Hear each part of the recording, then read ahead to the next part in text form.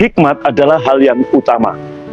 Amsal 4 ayat 7 berkata, permulaan hikmat ialah perolehlah hikmat, dan dengan segala yang kau peroleh, perolehlah pengertian. Ada perbedaan antara hikmat dan pengetahuan.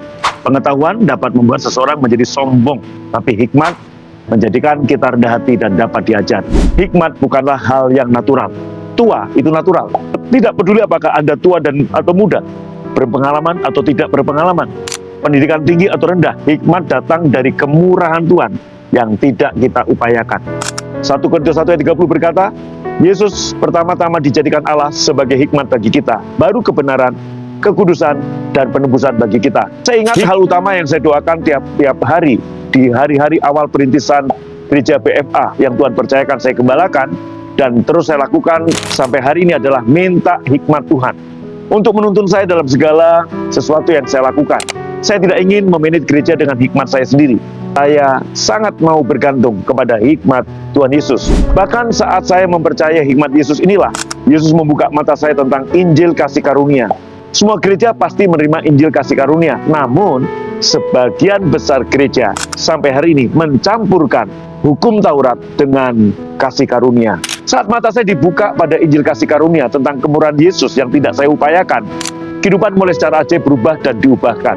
IMB Gereja BFA House of Christ Bandung Raya di Baros, Tuhan berikan karena kemurahan Tuhan.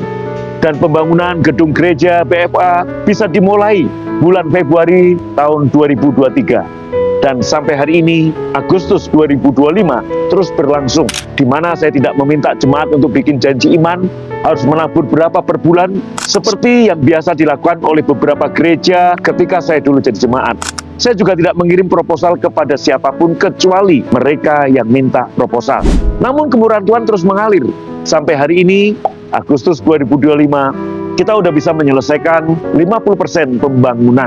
Saya percaya ruang ibadah utama yang berkapasitas 5.000 jiwa pun Bapak yang pasti akan menyelesaikan. Setiap kali saya diminta menjelaskan bagaimana BFA dapat bertumbuh dan mengalami mujizat dalam membangun, jawaban saya jelas dan sederhana. Ini adalah sepenuhnya kasih karunia Yesus yang tidak saya upayakan. Saya tahu hanya anugerah semata yang menyebabkan gereja BFA mengalami pertumbuhan seperti ini. Saya tidak menerima penghargaan untuk ini semua karena hikmat tersebut berasal dari Tuhan Yesus, dan kebanggaan saya hanya ada di dalam Dia dan Dia semata.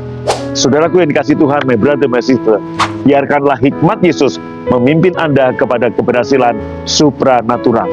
Mari naikkan doa. Bapa, aku tidak mau dibuat sombong oleh pengetahuan, tapi aku ingin hidup dan berbicara dalam hikmat-Mu. Aku berterima kasih karena Yesus yang ada dalam diriku sudah menjadi hikmatku. Hari ini aku memandang pada Yesus untuk meminta hikmat dan pengertian. Aku berterima kasih karena hikmat-Nya menuntunku kepada pribadi Yesus dan karyanya yang telah tuntas di kayu salib. Amin. Tuhan memberkati dan shalom.